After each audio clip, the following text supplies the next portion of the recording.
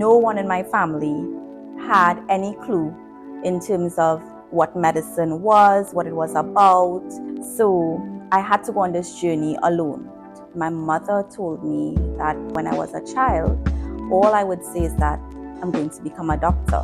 I remembered when I was young, I had a love for animals. So I used to actually say I'm going to be a veterinarian. And then my love transferred from animals to human beings. And one day I just woke up and I was like, oh, I'm actually going to be a medical doctor where I help other people like me. My path to medicine definitely was not easy. It was not the normal path. It was not the path that other people would have taken. It was a struggle for me, I would say, from the time I made the decision to the time it was ended. The common path is you would do your CXC, you do A-levels, then you go on and you apply to medicine. However, it wasn't that case for me. After CXC, I would have started my A-levels. I went to Green Machine, St. Augustine Secondary School. I was always a person who am academically inclined. So I like books, I like teaching, I like those type of sessions. And that school for me didn't offer that. So I actually failed in my first lower six, failed physics, failed chemistry, passed maths because I was always good at maths. And there I was broken because I'm like, okay, I don't think I'm stupid. Why is this happening to me? That, I would say, was the beginning of my very long journey into finishing med school. After failing lower six in that school, my mother made the decision that I would go to another school. This school was Bishop's Anstey East.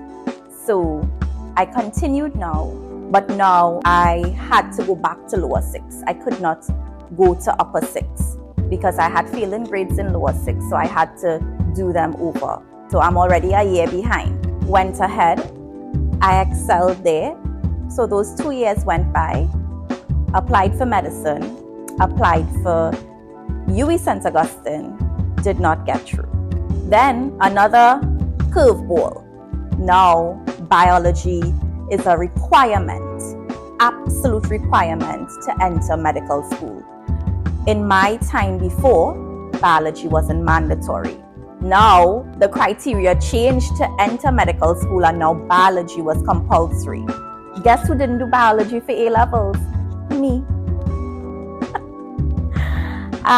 So now I had to do N1. N1 is like a program that UWI offers. It's like another Form 6, right? But they combine the 2 years into one. So you're doing the entire 2 years of a course in 1 year. So that was my option now to ensure that I did biology so that I can get into med school. The last time I did biology would have been in Form 5. That would have been 3 years ago. So now I was struggling with biology, but I knew that I would have to excel to do this. So the courses I chose to do were biology, chemistry, maths. I tell you I love maths. Never had an issue with maths, was always excelling in maths. And that's all thanks to Mr. Ramroop. I hope he's seeing this so he can hear this. The best teacher I would have ever experienced in my life. My entire Form 6 experience would have been 4 years. A normal person would have done 2, and then they go on to university. I had to do 4 in total just to see if I meet the criteria to attend medical school. Even while being in N1, I remembered vividly that this teacher came up to me, and what are the odds that it was the biology teacher? And he looked at me plain in my face and he said, "You would never get into medical school." I always tell myself, if you want me to succeed at something, tell me I cannot do it. So when he said that to me, I just looked at him and I smiled because I was like, okay, now I will show you that I'm going to get into medicine.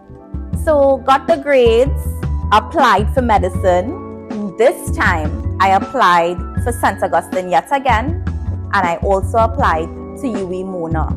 UWI St. Augustine responded first, declined again. UWI Mona took a little longer to respond, so again, I was getting sad, depressed, because I never had a plan B.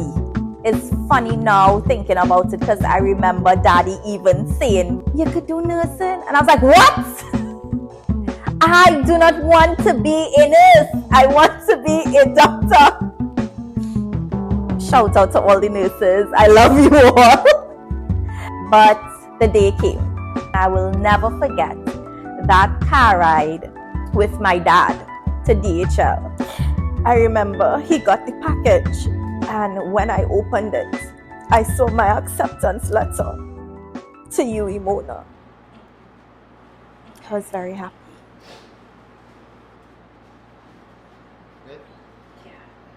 You feel happy now? I'm like, yes, I got accepted. This is what I always wanted. Thinking, now it's going to be smooth sailing. Wrong. My original year was 2K14. I was supposed to graduate in 2014. I graduated in 2017. I was away from family, from all your loved ones. Started medical school, and again, struggling. Why am I struggling? Why is it that now when I'm among all these hundreds of students, why am I feeling like I don't belong?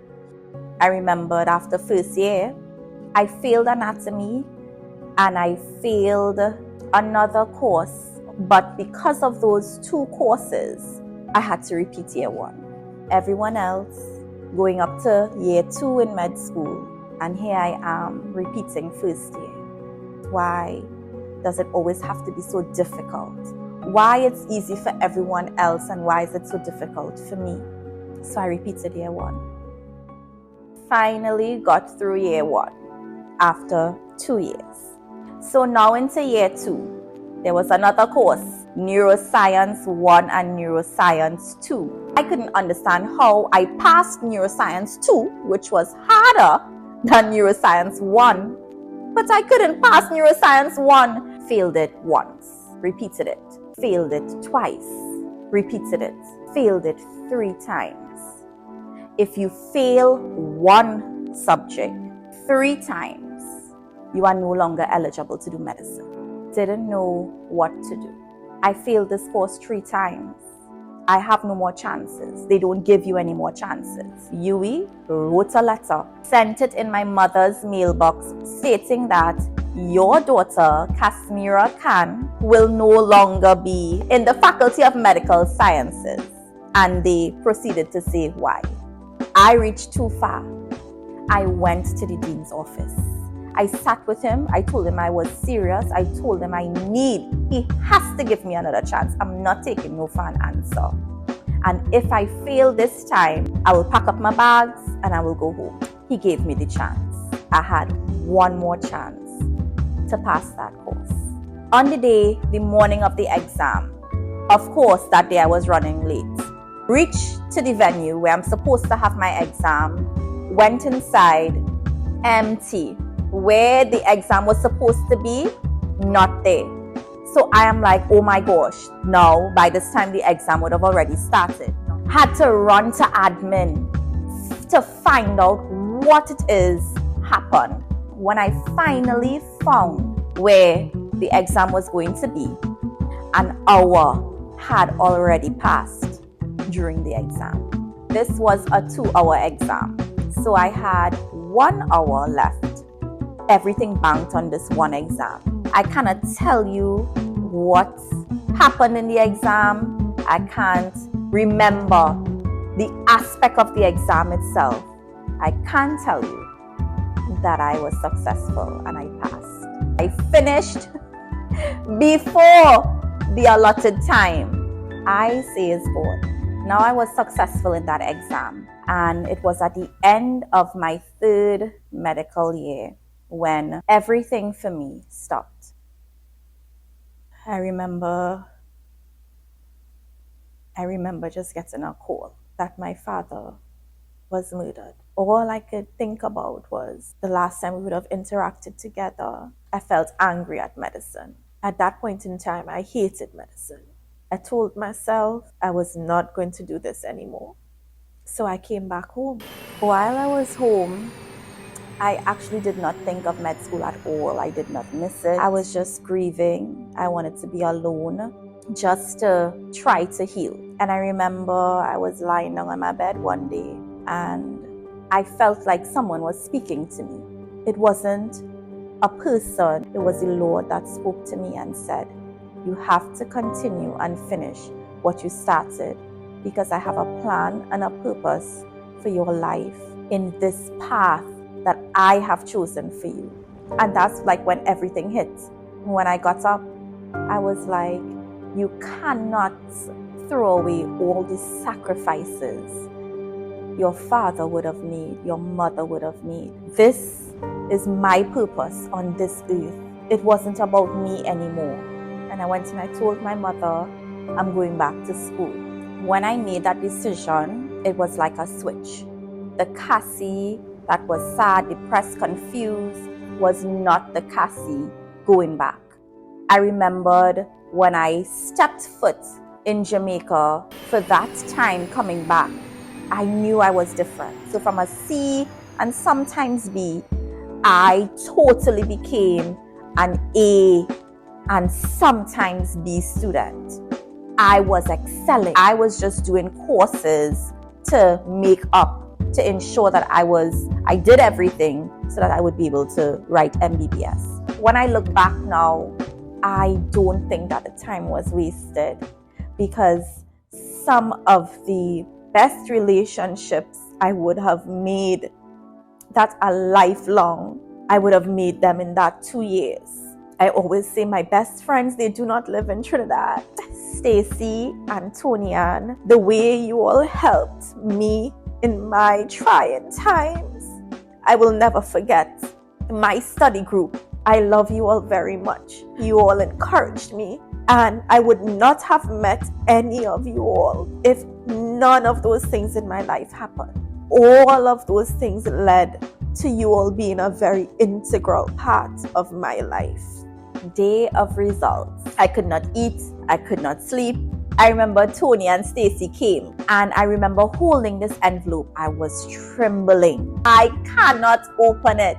Stacy took the envelope from my hand. When she opened it, she just looked at me and she was like, you passed! I was so happy, bawling, going on my knees on the ground, and I was literally screaming and crying.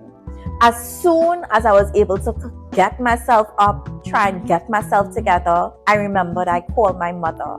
And once you call mommy, the entire family knows. It was just rejoicing with everyone, because we all knew how the journey started and how it finished. And now my life is dedicated to doing exactly what I said I would do. I really and truly love helping people. I love caring for people. We are all human beings going through stuff. And I want people to be motivated. I do want people to be inspired, and I want people to know that their dreams can come true.